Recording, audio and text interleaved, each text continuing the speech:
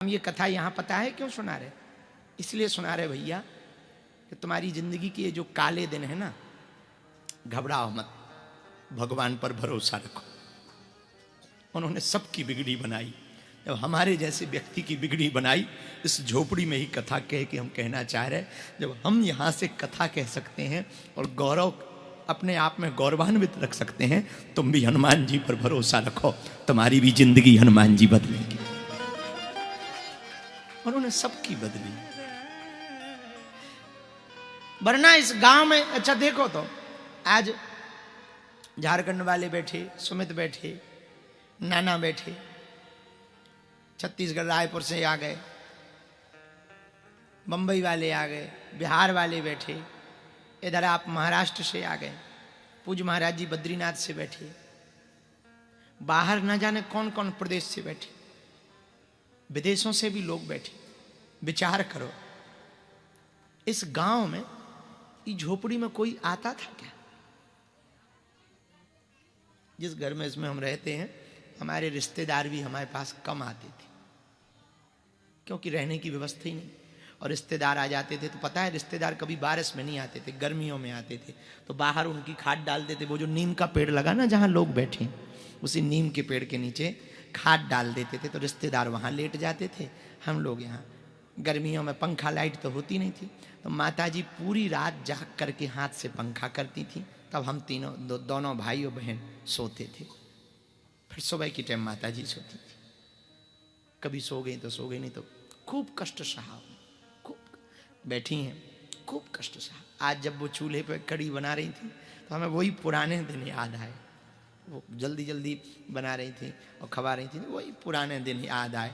ऐसे ही कभी कभी जब आटा आ जाता था गांव से मांगने पे, और हमें जब चावल मिल जाते थे गांव में, अमावस्या को पूर्णमासी को इसी गांव में जब आटा मिल जाता तो हम लाते थे, तब माता जी जल्दी जल्दी रोटी बनाती थी। हम लोग गरम गरम खाते थे, क्योंकि भूख तो लगी रहती थी, तो गरम गरम खा जाते थे और बांट लेते थे। 4 रोटी बनी है तो दो ये खा लेंगे, बहन खा लेगी, भाई खा लेगा, 1-1.5 बची है वह हम खा लेंगे। माताजी फिर भी ऐसे ही रह जाती थी, कोई शिकायत नहीं।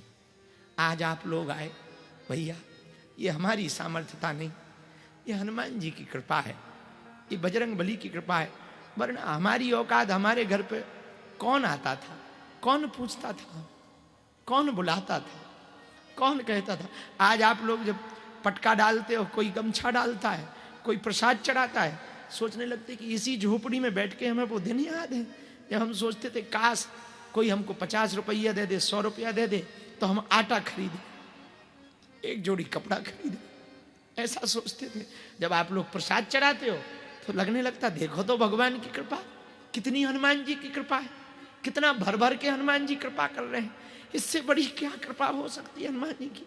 हमारे घर पे महात्मा भी आते थे ना, जब महाराज जी को झोपड़ी में बगल में हम महाराज जी आज बैठे थे, कड़ी खा, महाराज जी को कड़ी पूड़ी खवा रहे थे। ये सोच सोच के खवा रहे थे कि हमारे घर में तो कभी ऐसे महात्मा आए नहीं भैया, ऐसे महात्मा कभी आए नहीं। आज तो भाग्य देखो, हनुमान जी की कृपा हो गई, तो ये भाग्य देखो। हम कहना ये चाह रहे, भगवान पर यदि आपका भरोसा पक्का हो ना, बहुत पक्का हो ना, बहुत पक्का हो, वो दिन बदलते तुम्हें देर न लगाएंगे। दिन बदलते देर न, दिन बदलते देर न। भगवान जैसा दयालु हनुमान जी भैया, बागेश्वर हनुमान जी, और हम तो, हमारी तो इन्हीं से बनती है। सन्यासी बाबा और बागेश्वर हनुमान जी जैसा दयालु कौन होगा? जहां पर यहाँ लोग जहां बैठे हैं, जहां पुलिस लगी है भैया, यहाँ कोने में, यहाँ बगल में जहाँ पुलिस लगी है, यहाँ भी बैठे गांव वाले भी लोग भी खड़े, यहीं पे हमारे गांव वाले भी खड़े। यहाँ पर रात को कोई आता नहीं था, चुड़ैल में लगती। अब बताओ तो, हाँ, कोई आता नहीं था गांव का। और जहां पर ये भैया ये कैमरा वाले खड़े ना, स्वयं ये लाइट लगी, ये ट्रांसफार्मर रखो, यहाँ पर पूरे गांव को घूरो रलत दो कचरा, और कचरा की दुर्गंध हमारे मकान में आती पूरे गांव की। और सब पूरे गांव के लोग यहीं कचरा डालने आते थे, बिल्कुल लगो भाव, यही मकान से सटो भाव पूरे में कचरा रात। और कचरा पीछे, कचरा आगे हनुमान जी का स्थान भी रहता था, और यहीं पर भोजन यहीं पर रहते थे। आज इस झोपड़ी के भाग्य देखो, इस जन्मभूमि, इस झोपड़ी के भाग्य तो देखो। हजारों लोग बैठे हैं वहां, बाहर देखो नीम के पेड़ से लेकर के कहाँ कहाँ लोग बैठे, लास्ट तक कोने तक लोग बैठे, जमीन में बैठे। हनुमान जी की कृपा तो देखो। हम तो यही देख के बड़े इतने गदगद, इतना आनंद, हम टाइम नहीं दे पाते। हमें दुख तो लगता है जब दीनहीन आते ना, हमारा मन बिल्कुल पिघल जाता भैया। क्या इसीलिए तो हमने वीआईपी वीवीआईपी प्रोटोकॉल बंद किए। पर क्या बताएं, अब हम किसी को मना भी नहीं कर पाते, हमारे मुंह में ना नहीं है। जब हम लोगों को देखते आते, हमारे मन में तो ऐसा भी है। हम आज सुबह कह ही रहे थे अपने चेलों से कमरे में कि वहाँ झोपड़ी पे जन्मभूमि में जितने लोग कथा सुनते, सबको चाय पिलवाओ। सब लोग अपने घर पे अतिथि आए हैं। पता नहीं किस रूप में भगवान आया है, पता नहीं किस रूप में राम जी। इस भूमि के जन्म समय देखो कैसे बदला है, कैसे बदलते हैं। हम ये कहना चाह रहे, ये सब कह के भगवान पर भरोसा पक्का हो।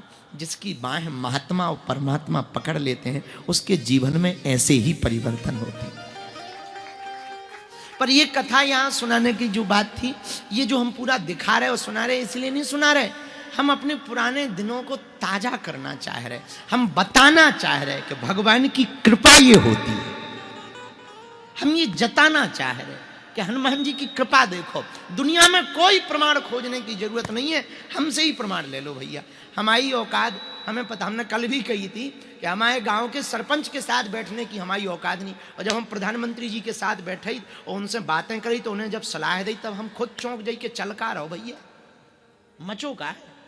हाँ, अभी 31 तारीख को एक बहुत बड़ा, अभी बीच में हमें फोन आया, महामहिम राष्ट्रपति महोदया का एक बहुत बड़ा कार्यक्रम है। बोले आपको आना ही आना है, चाहे जो हो जाए, आपको आना है चाहे जो हो जाए। हमने कहा कि हमने वीआईपी वीवीआईपी प्रोटोकॉल ये सब बंद कर। नहीं नहीं नहीं, आपको आना है, हम कोई राजनेता नहीं है आपको। जब हमने, तो हम सोचने लगे बताओ तो, इतना बड़ा पद हमारे जैसे साधारण व्यक्ति के पीछे जी आदमी पागल का है, हमारे जैसे नालायक के पीछे, बताओ हमारे जैसे मूर्ख के पीछे। तब हमें ये समझ आई कि ये भगवान की कृपा है और कुछ भी नहीं। ये भगवान की कृपा है, कुछ भी नहीं, केवल और केवल भगवान की कृपा। भैया हमने तो जीवन में बहुत धक्के खाए। जितने लोग कथा सुन रहे, यहाँ पर बाहर बैठे, टीवी पर सुन रहे, आप सबके जीवन में कभी ऐसे दिन न आवे, सब काले बादल छट जावे। यही सत्यनारायण भगवान से हम प्रार्थना कर रहे हैं।